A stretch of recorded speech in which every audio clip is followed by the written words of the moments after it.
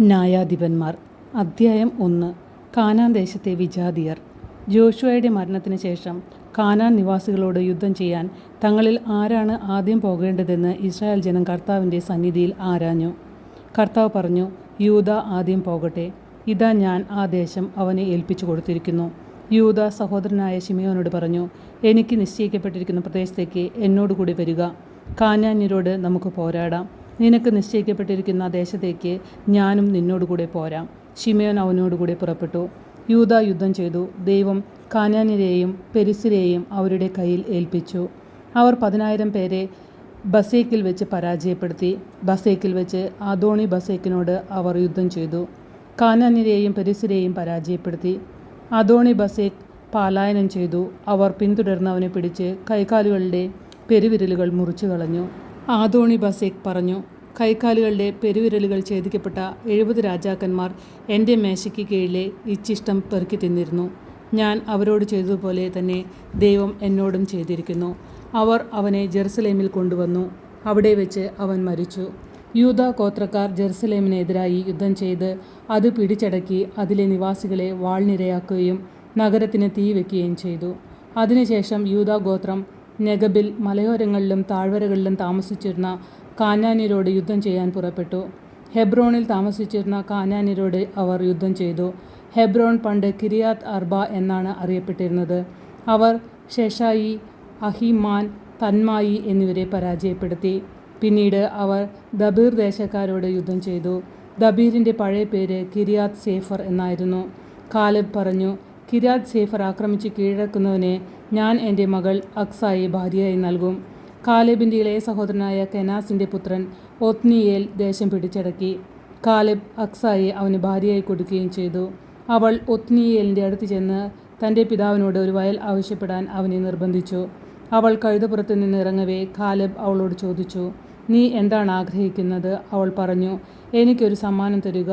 നെഗബിലാണല്ലോ എന്നെ പാർപ്പിച്ചിരിക്കുന്നത്. അതുകൊണ്ട് ഏതാനും നീർച്ചാലുകളും എനിക്ക് തരിക. കാലെബ് അവൾക്ക് മലയിലും താഴ്വരയിലും നീർച്ചാലുകൾ വിട്ടുകൊടുത്തു. മോശയുടെ അമ്മായിയപ്പനായ കേന്യൻ്റെ പിൻഗാമികൾ യൂദാ ഗോത്രക്കാരോടുകൂടെ ഈന്തപ്പനകളുടെ നഗരത്തിൽ നിന്ന് നെഗബിൽ ആരാധന സമീപമുള്ള യൂദാ മരുഭൂമിയിലേക്ക് പോയി. അവർ അവിടെ എത്തി അവിടുത്തെ ജനങ്ങളോടൊത്ത് ജീവിച്ചു. അതിനുശേഷം യൂദാ സഹോദരനായ ശിമെയോനോടൊത്ത് പുറപ്പെട്ടു. സേഫാത്ത് നിവാസികളായ കാനാന്യരെ പരാജയപ്പെടുത്തി നിശേഷം നശിപ്പിച്ചു. അങ്ങനെ ആ പട്ടണത്തിന് ഹോർമ എന്ന പേര് ലഭിച്ചു. ഗാസ, അഷ്കലോൺ, എക്രോൻ എന്നിവയും അവയുടെ പ്രാന്തപ്രദേശങ്ങളും യൂദ കൈവശപ്പെടുത്തി. കർത്താവ് യൂദയോടുകൂടി ഉണ്ടായിരുന്നു. അവർ മലമ്പ്രദേശങ്ങൾ കൈവശമാക്കി. പക്ഷേ താഴ്വര നിവാസികൾക്ക് ഇരുമ്പ് രഥങ്ങൾ ഉണ്ടായിരുന്നതിനാൽ അവരെ തുരത്താൻ അവർക്ക് കഴിഞ്ഞില്ല. മോശ പറഞ്ഞിരുന്ന പോലെ ഹെബ്രോൺ കാലേബിന് കൊടുത്തു. അവിടെ നിന്ന് അനാക്കിൻ്റെ 3 പുത്രന്മാരെ അവൻ പുറത്താക്കി. ബെഞ്ചമിൻ്റെ ഗോത്രക്കാർ ജെറുസലേം നിവാസികളായ ജബൂസ്യരെ പുറത്താക്കിയില്ല. അതിനാൽ ജബൂസ്യർ ബെഞ്ചമിൻ ഗോത്രക്കാരോടൊപ്പം ജെറുസലേമിൽ ഇന്നും താമസിക്കുന്നു. ജോസഫിൻ്റെ ഗോത്രം ബഥേലിനെതിരെ പുറപ്പെട്ടു. കർത്താവ് അവരോടുകൂടെ ഉണ്ടായിരുന്നു. അവർ ബഥേൽ ഉറ്റുനോക്കാൻ ആളയച്ചു. ലൂസ് എന്നാണ് ഈ നഗരം അറിയപ്പെട്ടിരുന്നത്. നഗരത്തിൽ നിന്ന് ഒരാൾ വെളിയിലേക്ക് വരുന്നത് ചാരന്മാർ കണ്ടു. അവർ അവനോട് പറഞ്ഞു, നഗരത്തിലേക്കുള്ള വഴി ഞങ്ങൾക്ക് കാണിച്ചു തരിക. എങ്കിൽ നിശ്ചയമായും ഞങ്ങൾ നിന്നോട് ദയാപൂർവ്വം വർത്തിക്കും. അവൻ അവർക്ക് നഗരത്തിലേക്കുള്ള വഴി കാണിച്ചു കൊടുത്തു. അവർ നഗരത്തെ വാളിനിരയാക്കി. എന്നാൽ അവനെയും അവൻ്റെ കുടുംബത്തെയും വെറുതെ വിട്ടു. അവൻ ഹിത്യരുടെ നാട്ടിൽ ചെന്ന് അവിടെ ഒരു നഗരം പണിതു. ലൂസ് എന്ന് അതിന് പേരിട്ടു. ഇന്നും ആ പേരിൽ അത് അറിയപ്പെടുന്നു. ബേത്ഷെയാൻ, താനാക്ക്, ദോർ, ഇബ്ലെയാം, മെഗിദോ എന്നീ പട്ടണങ്ങളിലെയും അവയുടെ ഗ്രാമങ്ങളിലെയും നിവാസികളെ മനാസെ പുറത്താക്കിയില്ല. കാനാന്യർ ആ ദേശത്ത് തുടർന്നും ജീവിച്ചു പോന്നു. ഇസ്രായേൽക്കാർ പ്രബലരായപ്പോൾ കാനാൻകാരെ കൊണ്ട് അടിമവേല ചെയ്യിച്ചു. അവരെ തീർത്തും പുറത്താക്കിയില്ല. എഫ്രായിം ഗോത്രം ഗസേർ നിവാസികളായ കാനാന്യരെ പുറത്താക്കിയില്ല. അതുകൊണ്ട് കാനാൻകാർ ഗസറിൽ അവരുടെ ഇടയിൽ താമസിച്ചു. സെബുലൂൺ ഗോത്രം കിത്രോൻ, നഹലോൻ എന്നീ നഗരങ്ങളിലെ നിവാസികളെ പുറത്താക്കിയില്ല. കാനാൻകാർ അടിമകളായി അവരുടെ ഇടയിൽ ജീവിച്ചു.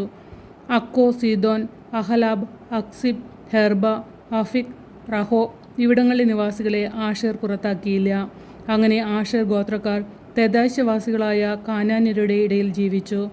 ബത്ഷെമെഷിലെയോ ബത്ത് അനാത്തിലെയോ നിവാസികളെ നഫ്താലി ഗോത്രം പുറത്താക്കിയില്ല. അവർ തദ്ദേശവാസികളായ കാനാൻകാരുടെ ഇടയിൽ താമസിച്ചു. ബത്ഷെമെഷിനെയും ബത്ത് അനാത്തിലെയും നിവാസികൾ അവർക്ക് അടിമകളായി തീർന്നു. അമോര്യർ ദാൻ ഗോത്രത്തെ മലമ്പ്രദേശത്തേക്ക് തള്ളിവിട്ടു. താഴ്വരയിലേക്ക് നീങ്ങുന്നതിന് അവരെ അനുവദിച്ചില്ല. അമോര്യർ ഹാർ ഹെറസിലും അയാലോണിലും ഷാൽബീമിലും താമസം തുടർന്നു. എന്നാൽ ജോസഫിൻ്റെ ഗോത്രം അവരുടെ മേൽ ശക്തിപ്പെട്ടു. അവർ അടിമകളായിത്തീർന്നു. അമോര്യരുടെ അതിർത്തി സേല മുതൽ മുകളിലേക്ക് അക്രാബീം കയറ്റം വരെ ആയിരുന്നു.